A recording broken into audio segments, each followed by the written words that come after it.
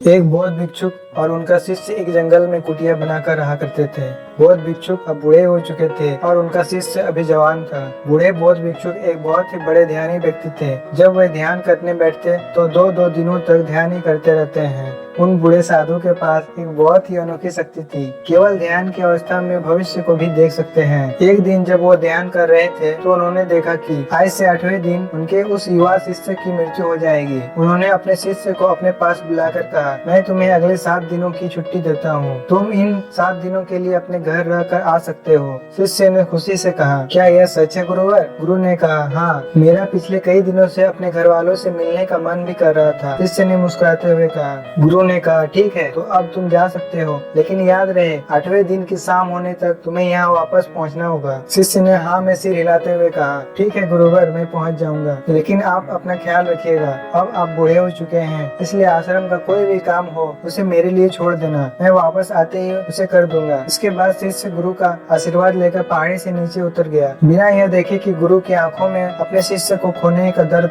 था। शिष्य के गांव के रास्ते पर एक नदी पड़ती थी। उस नदी के किनारे चींटियों का एक हिल था, जहाँ लाखों चींटियां थी। उनमें से कुछ चींटियां लगातार हिल के अंदर जा रही थी और कुछ बाहर आ रही थी। इसमें से कुछ चींटियां एक दूसरे से टकरा जाती और फिर अपना रास्ता बदल लेती। यह सब देख उसको बड़ा आनंद आ रहा था। वह कुछ देर तक वहीं खड़ा होकर उन चींटियों को देखता रहा। फिर अचानक उसका ध्यान नदी की तरफ गया। उसने देखा कि नदी का पानी धीरे धीरे बढ़ रहा है, जिससे उठने वाली लहरें चींटियों के हिल के पास तक पहुंच सकती है, जिसकी वजह से ये लाखों चींटियां बेवजह मारी जाएगी। यह सोच उसने तुरंत ही अपने ऊपर के कपड़े उतारे और उसमें मिट्टी भरकर चींटियों की हिल के चारों तरफ एक घेरा सा बना दिया। साथ ही उसने बड़े ही कलात्मक तरीके से मिट्टी को काटकर एक छोटी सी नाली बना दी, ताकि लहरों से आने वाला पानी नाली के माध्यम से वापस नदी में चला जाए। इसके बाद वह नदी पार कर अपने घर चला गया। घर पहुंचने के बाद उसके 8 दिन कब बीत गए उसे पता ही नहीं चला। 8वें दिन उसे याद आया कि आज शाम तक तो गुरु ने आश्रम में वापस लौटने का आदेश दिया था। उसने उस रात के अगली सुबह आश्रम के लिए निकलने हेतु सारी तैयारी कर ली थी। सुबह होते ही आश्रम के लिए निकल पड़ा। उसे उम्मीद थी कि वो शाम होने से पहले आश्रम वापस पहुंच जाएगा। शाम हो चुकी थी। यहाँ गुरु आश्रम में बैठे बैठे यह सोच रहे थे कि आज तो 9वां दिन है, अब तक तो मेरा शिष्य इस दुनिया को छोड़ चुका होगा। वो इस बात से काफी दुखी थे कि वो मरने से पहले आखिरी बार अपने शिष्य को देख न सके। गुरु बैठे हुए ये सब सोच ही रहे थे कि उन्हें दूर से एक इंसान आता हुआ दिखाई दिया। उन्होंने ध्यान से देखा तो चौंक गए, अरे ये तो मेरा शिष्य है। गुरु ने दौड़कर शिष्य को गले से लगा लिया,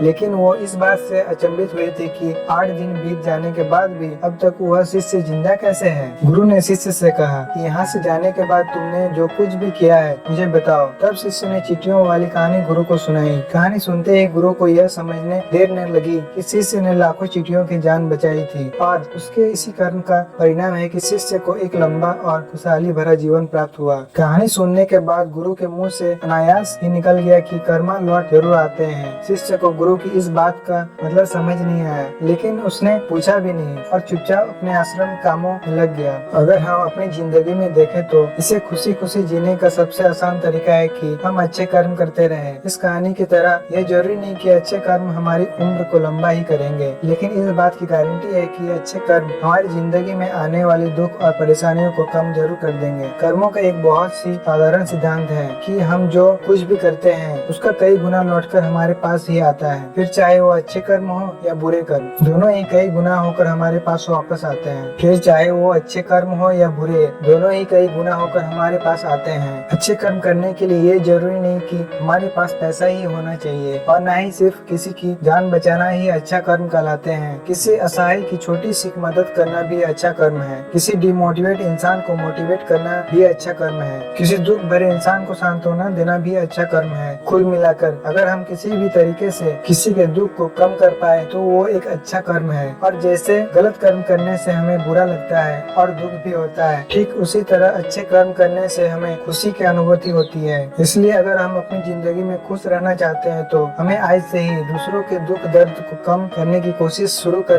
देनी चाहिए और हम देखेंगे कि हमारी लाइफ अपने आप ही खुशियों से भर जाएगी। धन्यवाद।